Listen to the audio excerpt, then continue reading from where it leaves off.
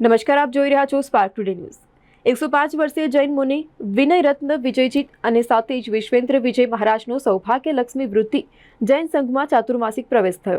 આજે અષાઢી બીજના દિવસે શહેરના પૂર્વ વિસ્તારમાં વાઘોડે રોડ ખાતે ઉમાચાર રસ્તાથી સામૈયાનો પ્રારંભ થયો હતો।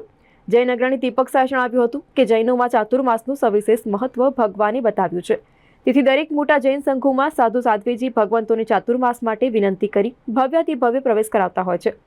સૌભાગ્ય લક્ષ્મી વૃદ્ધિ જૈન સંઘના પ્રમુખ મનીષભાઈ શાહે જણાવ્યું હતું કે અમારા સંઘમાં વલ્લભસુરી સમુદાયના વર્તમાન ગચ્છાધિપતિ આચાર્ય ધર્મધુરંધર સુરી મહારાજના આજ્ઞાનુવર્તી 105 વર્ષના વિનય રત્ન વિજયજી મહારાજ, મૌન સાધક વિશ્વેન્દ્ર વિજય મહારાજ સાહેબ સાથે સાધ્વીજી નયન પ્રજ્ઞાશ્રીજી, પ્રશ્મરનાથ શ્રીજી આદિ ઠાણા સાત મહારાજ સાહેબનો આજે બેન્ડ બાજા સાથે ભવ્યાતિ ભવ્ય પ્રવેશ ઉમાચાર રસ્તાથી પ્રારંભ થયો હતો। વાજતે ગાજતે નવગ્રહ આદિનાથ ભગવાનના જિનાલય પધાર્યા હતા। समय दरमियान विजय वल्लभसुरी अमर रहो, जब तक सूरज चांद रहेगा, वल्लभ तेरा नाम रहेगा तेवा नाराथी वातावरण भक्तिमय बन्યું હતું।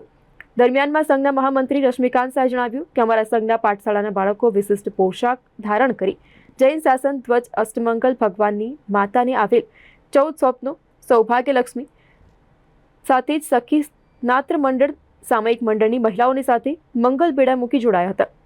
105 વર્ષના જૈન મુનિ આજીવન આયંબિલ અને એકાસના કરી કાયમ ઠામ ચૌવિહાર કરનાર મુનિ વિજય રત્ન વિજયજી મહારાજ, મુનિ વિશ્વેન્દ્ર વિજય મહારાજ સાહેબે નવગ્રહ જિનાલયમાં આદિનાથ ભગવાનનું ચૈતન્ય વંદન કરી શુભ મુહૂર્તમાં ગુરુ ભગવંતોનો પ્રવેશ ખૂબ જ ધામધૂમથી સંઘ દ્વારા કરવામાં આવ્યો હતો।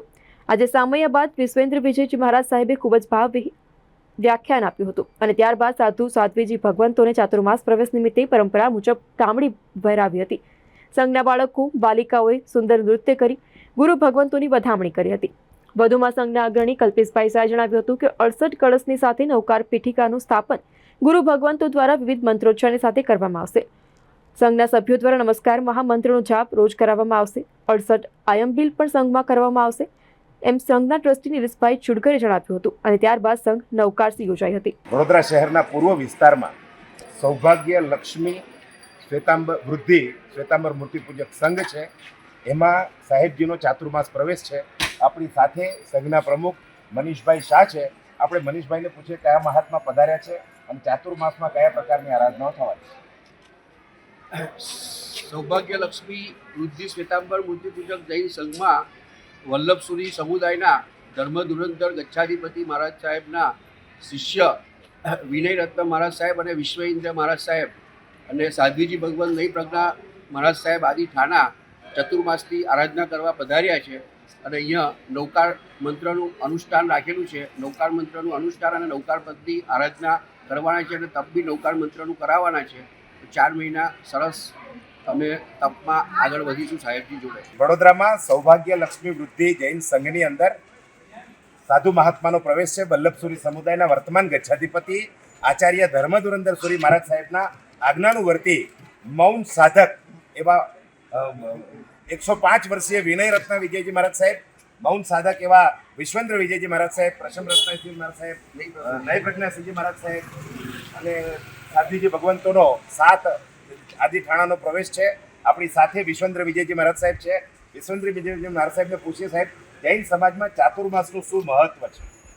જૈન સમાજની અંદર પરમાત્મા મહાવીરની આજ્ઞા મુજબ શેષકાળના 8 મહિનાનું વિચરણ કર્યા પછી ચતુર્માસમાં અધિક જીવ ઉત્પત્તિ થવાના કારણે જીવ હિંસા ના થાય એના કારણે પ્રભુની આજ્ઞા મુજબ જૈન સાધુ સાધી ભગવંતો અષાઢ સુધી 14 પહેલાં શુભ દિને શુભ વારે શુભ મુહૂર્તે જે સંઘની વિનંતી હોય ત્યાં ચતુર્માસ અર્થે પધારે છે।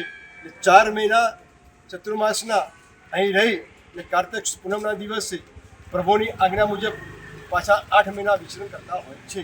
બોલો જૈન શાસન દેવ કી જય।